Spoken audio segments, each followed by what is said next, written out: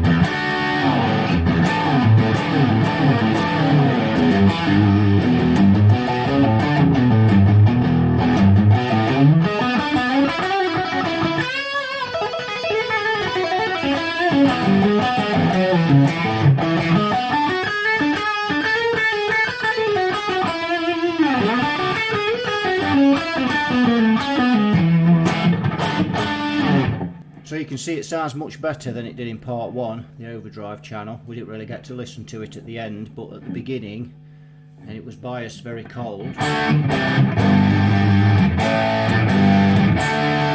This amp is a lot louder than it was before as well, with these 6V6S's in. Remember, they have a dissipation of 14 watts, so this amp is considerably louder. Now it's biased correctly. It is with those tubes in it. We'll back the overdrive off a bit. Put a bit more bass in. Remember, one of the problems with this amp is there's so much bass. Then we've got a boost.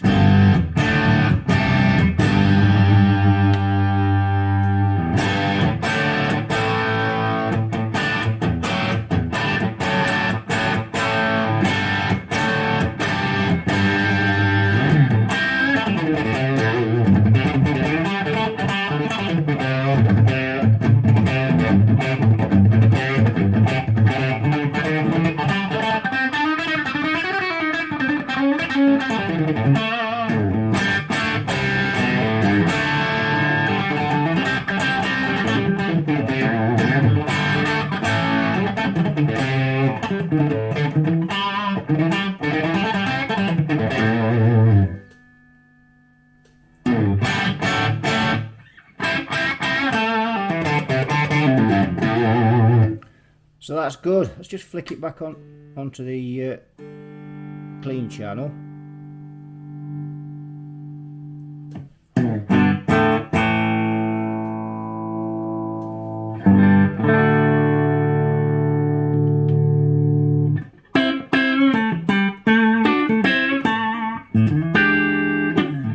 I do like the clean channel on this amp.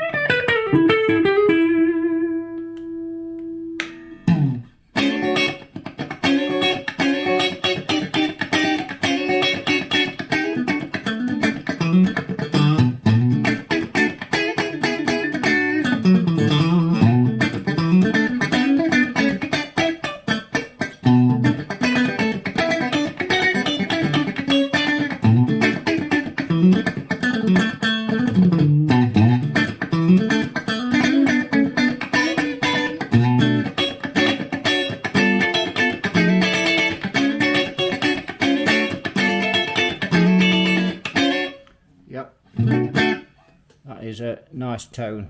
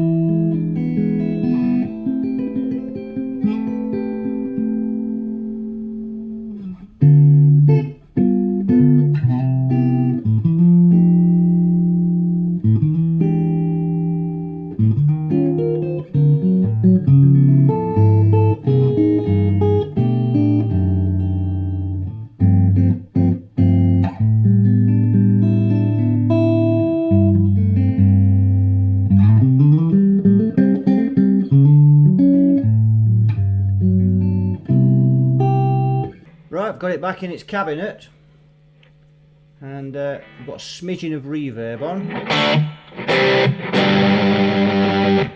so we'll have a listen.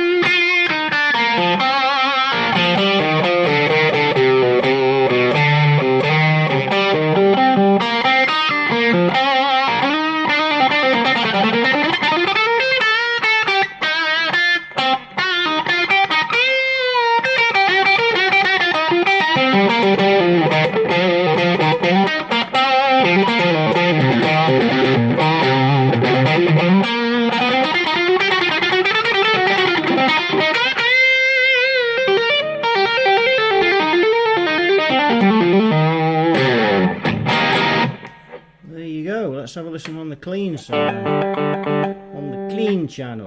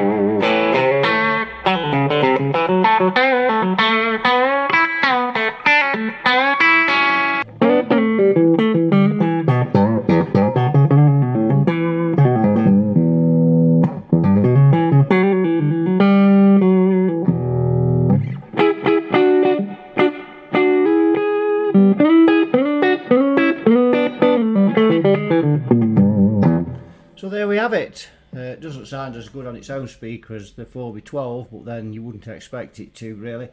There's nothing sounds like a Marshall 4x12 in my opinion, and every budding guitarist should have one. Every workshop should have one. In fact, everyone should just have one, just in case they need to use it. So, but that's what does my opinion count for, sod all. So that's it for this one. I finally got this sorted out, and sorted out a few things that weren't very clever at the factory. All in all, this is a great amp. If this were mine, I think I'd experiment with some speakers to try and get the best speaker. I'd be trying to put a G1275 in, but that's just my preference. So thanks for watching, and thanks for all the people that subscribed to the channel and supported it, and for all the people that's given me the good advice. You all take care, and I'll see you all in a future video. Bye bye for now.